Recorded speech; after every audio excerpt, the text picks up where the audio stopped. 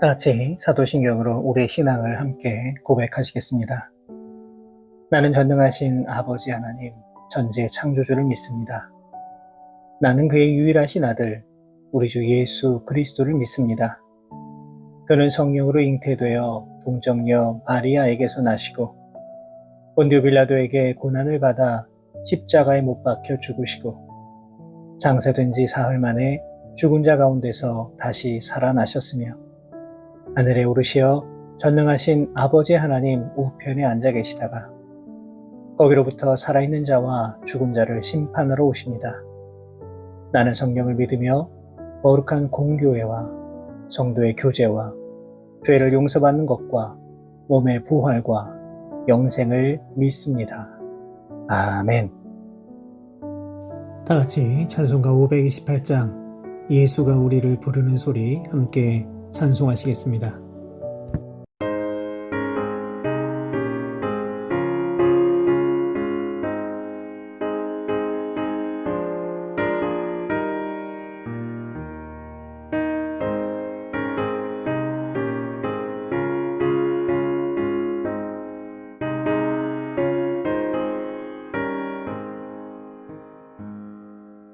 예수가 우리를 부르는 소리 그 음성 부드러워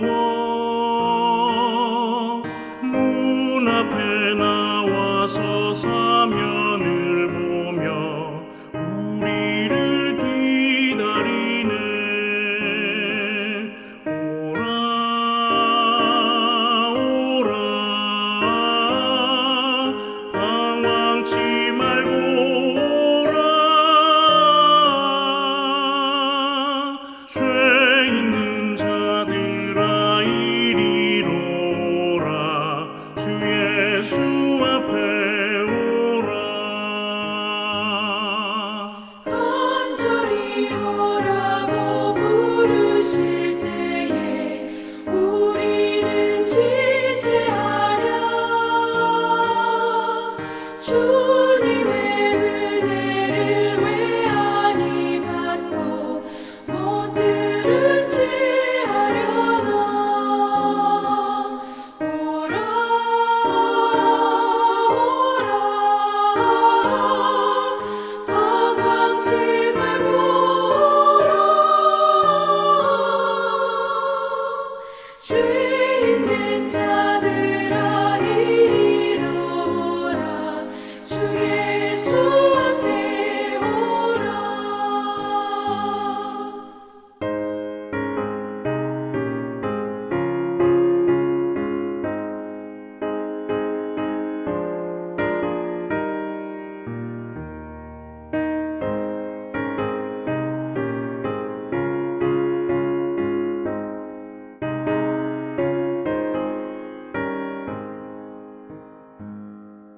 세월이 살같이 빠르게 지나 쾌락이 끝이 나고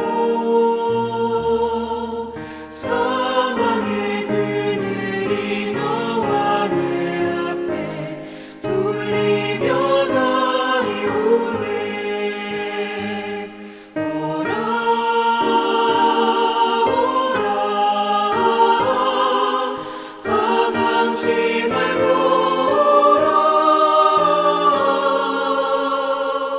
죄 있는 자들아 이리로 오라. 주 예수 앞에 오라. 우리를 위하여 예비해 두신 영원한 집이 있어. 죄 많은 세상을 떠나게 될 때 영접해 주시겠네. 오라 오라 오라 방황치 말고 오라. 죄 있는 자들아 이리로 오라. 주 예수 앞에 오라.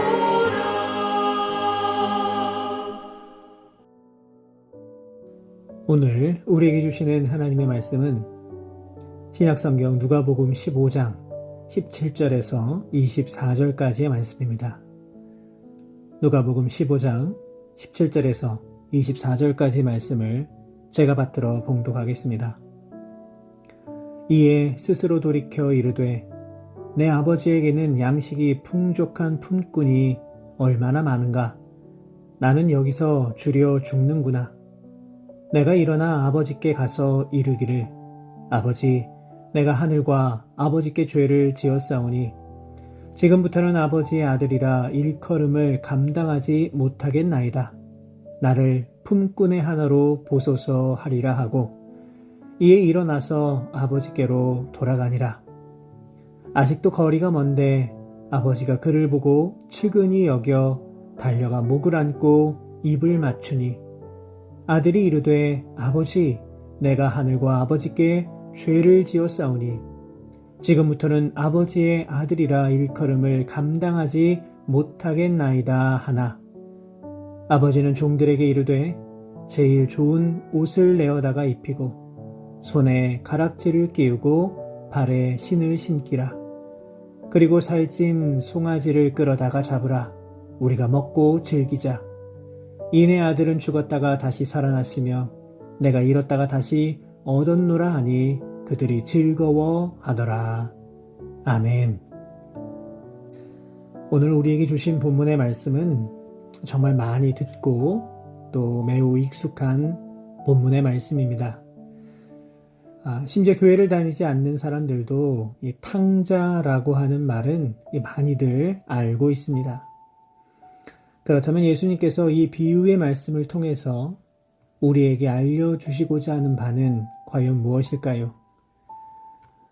누가복음 15장은 세 가지의 비유로 구성되어 있습니다. 잃은 양의 비유, 잃은 드라크마의 비유, 그리고 우리가 읽은 이 잃은 아들의 비유입니다. 그런데 이 비유들의 공통점을 찾자면 한결같이 잃어버린 후에 다시 찾은 기쁨을 묘사하고 있다는 것입니다. 그렇다면 다시 찾은 기쁨을 누리고 있는 사람은 과연 누구를 뜻하는 것일까요? 당연히 하나님이십니다. 그리고 잃은 양, 잃은 동전, 그리고 잃은 아들은 누구를 가리키는 것입니까?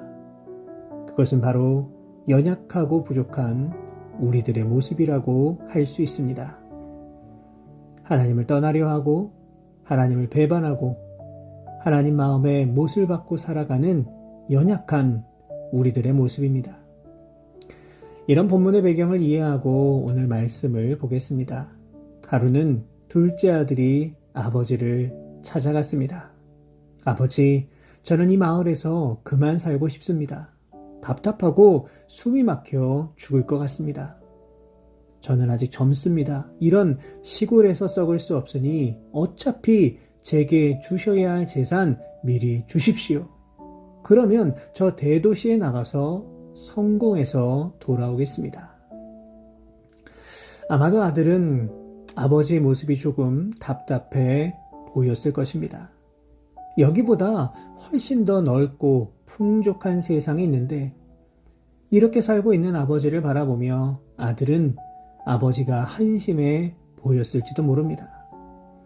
그래서 그는 아버지의 재산을 받아서 고향을 떠나기로 결심합니다.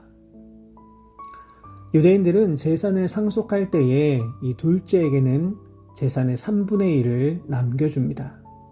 그러나 이것은 아버지 사후의 일입니다. 아버지가 아직 이렇게 살아 계실 때에 재산을 달라고 하는 것은 참으로 폐륜적인 행동이라고 할 수 있습니다. 그러나 아버지는 그에게 아무런 말도 하지 아니하고 재산을 나누어 주었습니다. 그런데 오늘 본문을 보면서 이 아들의 잘잘못을 따지기 이전에 우리가 먼저 생각해 볼 것이 있습니다. 그것은 바로 재산은 결코 아들의 것이 아니라는 것입니다. 처음부터 아들에게는 재산이 없었습니다. 그러나 아들은 마치 처음부터 자신의 것을 맡겨놓은 것처럼 너무나도 당당하게 아버지를 조르고 있습니다.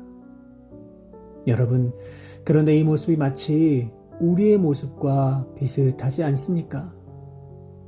어차피 우리의 것은 이 땅에 없습니다. 하나님이 우리에게 허락하셔야 물질도 건강도 명예도 얻을 수 있습니다. 그런데 우리의 모습은 어떻습니까? 마치 이미 내 것인 것처럼, 내가 당연히 받아야 하는 것처럼 무조건 하나님 앞에 달라고 떼를 쓸 때가 얼마나 많이 있습니까? 이 시간 먼저 나에게 허락하신 모든 것들이 하나님의 것임을 인정할 수 있기를 바랍니다. 우리가 이 사실을 무시하고 무조건 하나님 앞에서 내 것을 주장하는 순간 우리의 믿음은 점점 연약해지는 것이고 우리의 인생은 불행으로 나아가는 것입니다. 이제 아들은 그 많은 재산을 가지고 도시로 나갑니다. 그렇게 소망하던 도시에 나가 살 생각을 하니 기쁨이 넘쳤습니다. 그는 이곳에서 당연히 유명해지고 성공하고 떵떵거리며 출세할 것이라 생각했습니다. 하지만 현실은 너무나도 비참합니다. 그 많던 돈은 마치 밑빠진 독처럼 다 사라지고 말았습니다. 아들은 며칠이 안 되어서 재물을 다 모아가지고 먼 나라에 가서 허랑방탕하여 재산을 낭비합니다. 여러분, 그렇다면 이 아들이 이렇게 많은 재산을 이토록 빨리 탕진해버린 이유는 과연 무엇일까요? 그것은 바로 그의 마음이 아버지를 떠나버렸기 때문입니다. 그는 아버지를 떠나가기만 하면 모든 일이 잘 될 것이라 생각했습니다. 아버지와 함께 있을 때에는 누릴 수 없는 기쁨과 행복을 누릴 줄 알았습니다. 하지만 그것은 아들의 착각이었습니다. 아버지를 떠난 세상은 결코 녹록치 않았습니다. 자신의 생각대로, 자신의 마음대로 움직이는 세상이 아니었습니다.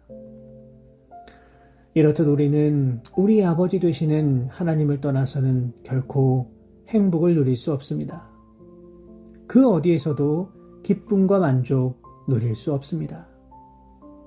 이 시간 하나님을 떠나서는 우리가 그 어떤 열매도 맺을 수 없음을 기억하시기 바랍니다.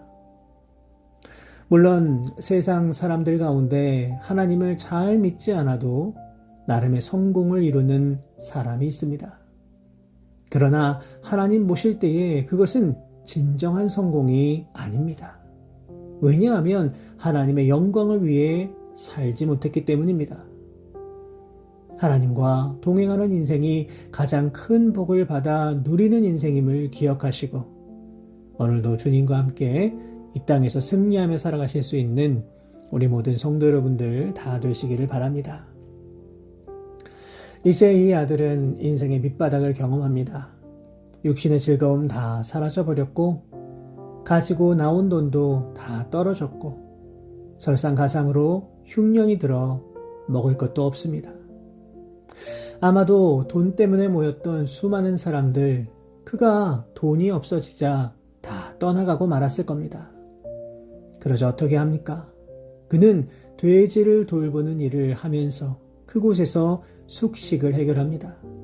심지어 너무나도 배가 고파서 돼지들이 먹는 쥐염 열매로 배를 채우고자 하지만 그마저도 쉽지가 않습니다.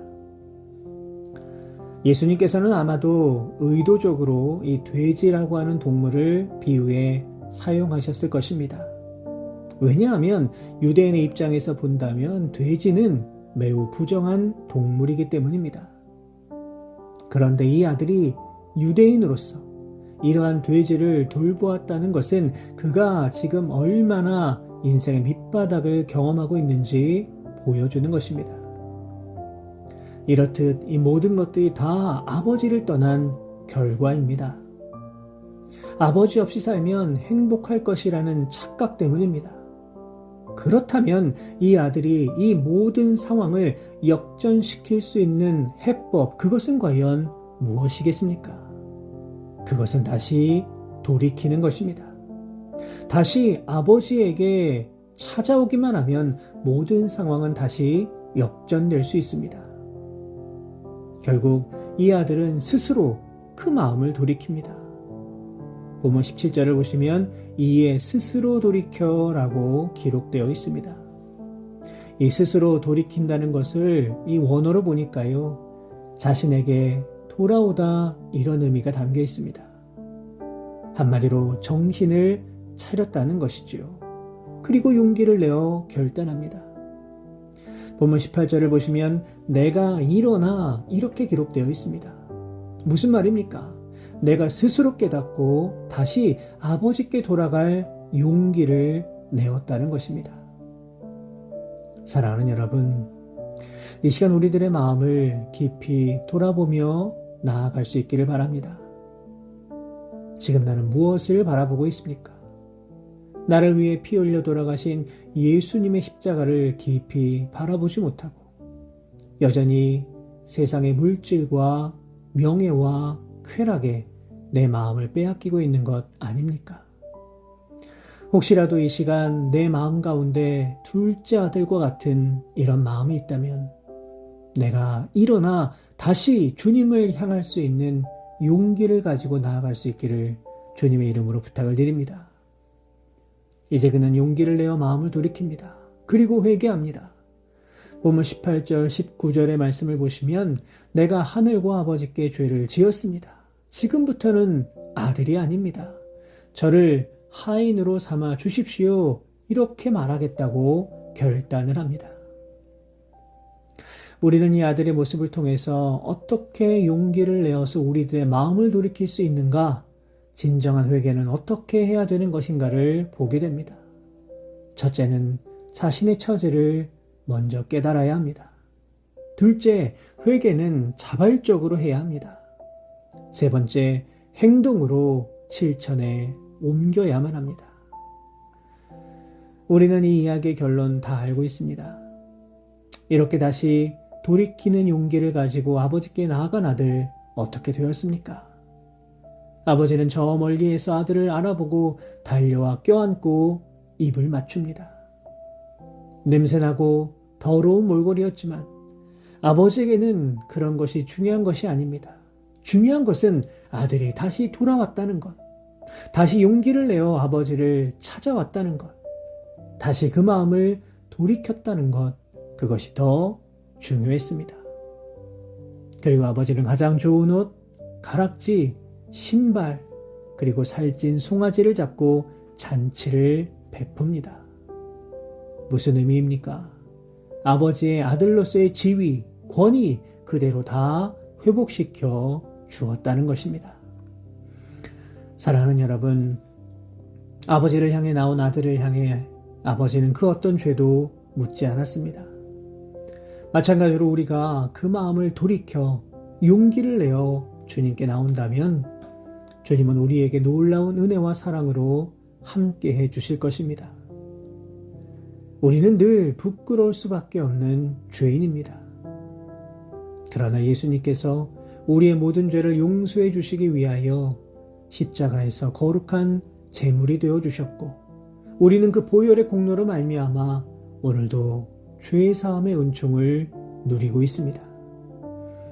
오늘 하루도 이 놀랍고 소중한 사실을 꼭 기억하셔서 우리의 마음을 다시금 점검하시고 주님의 사랑을 기억하셔서 우리에게 허락한 삶의 모든 자리에서 용기 있게 주님과 동행하며 나아가실 수 있는 우리 모든 성도 여러분 되시기를 주님의 이름으로 축원합니다. 기도하겠습니다. 거룩하신 하나님 아버지, 우리를 사랑하셔서 귀하고 복된 하루 주심에 감사를 드립니다. 사랑의 하나님, 우리가 너무나도 연약하여서 때때로 우리의 믿음이 흔들리고 연약해질 때가 참으로 많이 있음을 고백합니다. 그래서 나에게 허락하신 모든 것들에 감사하지 못하고 주님 없는 세상의 화려함에 우리의 마음을 빼앗겨 버렸을 때도 참으로 많이 있었음을 고백합니다. 바라옵고 원하오니 우리들의 이런 연약한 모습 용서하여 주옵소서. 무엇보다 나를 향한 주님의 변함없는 사랑이 있음을 꼭 기억하게 하여 주시고 더럽고 냄새나는 나의 모습도 있는 그대로 사랑하여 주시는 주님 앞에 날마다 한 걸음 한 걸음 더 다가갈 수 있는 우리들의 삶의 모습 되게 하여 주옵소서. 이 시간 우리에게 믿음과 용기 더하셔서 스스로 돌이켜 다시 주님 앞에 돌아오는 용기를 덧입혀 주옵소서. 그리하여서 언제라도 나를 기쁨으로 맞이하여 주시는 주님 앞에 감사하며 나아갈 수 있는 우리 모두가 되게 하여 주옵소서. 이 모든 말씀 우리 주님 예수 그리스도의 이름으로 기도하옵나이다. 아멘.